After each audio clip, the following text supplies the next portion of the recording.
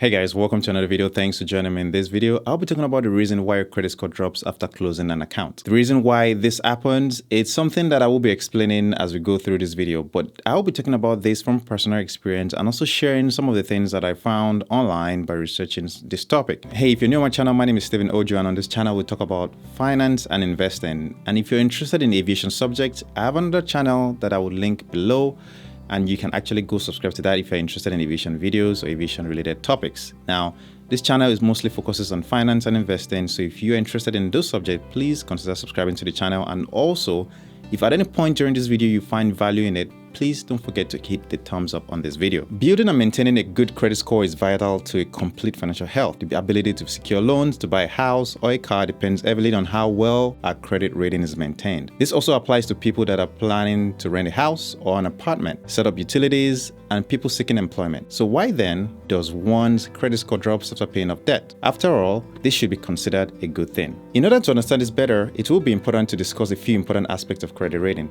Your credit rating is determined by payment history, which holds 35% of a FICO score. Amount owed holds about 30% of a FICO score. Credit history length accounts for about 15% of a FICO score. Credit mix, about 10% of FICO score, and new credit accounts for about 10% of a FICO score. Now, of course, different credit bureaus will look at things slightly differently. Now, at the end of the day, these factors are all important, and these are things that we should all watch for, or at least keep in mind when we're worried about building a credit or maintaining a good credit rating. So I have a trivia for you. What was the average credit score in 2020 in the United States?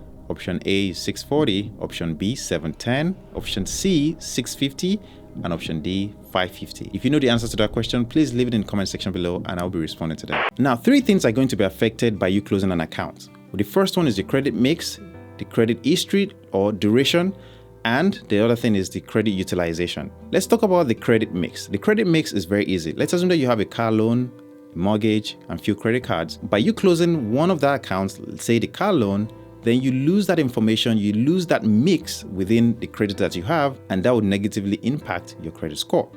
The other thing is the credit history. Think about it this way. You took out a loan for maybe 5 years to buy a car.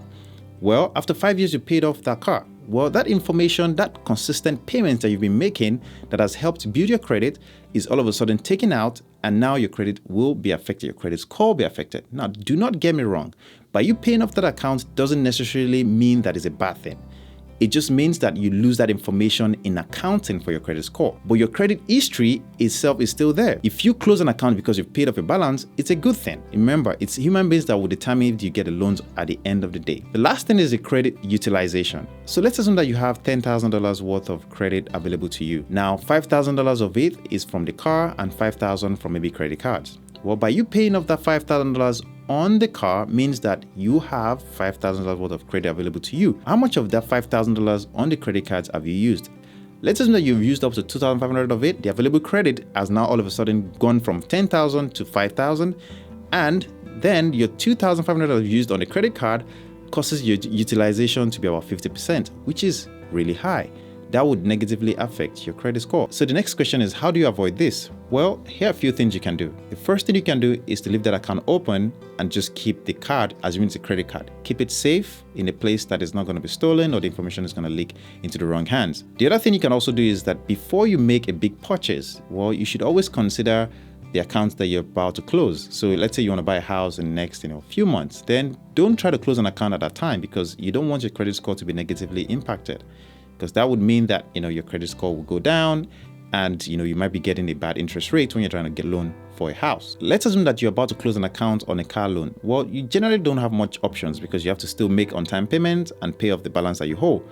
And you just have to be able to deal with the fact that your credit will be affected. But if you're planning to make a big purchase around that time, the best thing would be to wait until your credit report or credit score goes back to normal. Now, the good thing is, if your credit score is negatively impacted by closing an account, this generally do not last. After about 2 to 3 months, your credit score would go back to normal. So you shouldn't really be worried about it temporarily affecting your credit. Well, I hope you found value in this video, and if you have, please don't forget to hit the thumbs up and don't forget to hit the red button while you are there. I really do want to thank you for watching this video up until this point, and I'll see you next time.